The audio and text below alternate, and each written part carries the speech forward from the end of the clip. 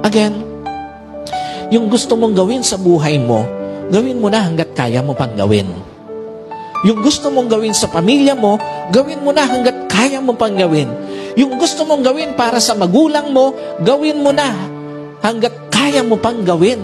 Yung gusto mong gawin para sa mga anak mo, gawin mo na hanggat kaya mo pang gawin. Yung gusto mong gawin para sa mga kapatid mo, gawin mo na hanggat kaya mo pang gawin. Kasi, pag dumating yung point na nagbago ang estado mo sa buhay, minsan, kahit gusto mo pang gawin, hindi mo na magagawa. Ikalawa, sa ayaw at sa gusto mo habang nagkakaedad ka, nababawasan ang panahon para gawin yung mga plano mo sa buhay. Sino po naniniwala? Yung kaya mong gawin sa panahon ng kabataan mo, hindi mo na magagawa sa panahon na nagkakaedad ka.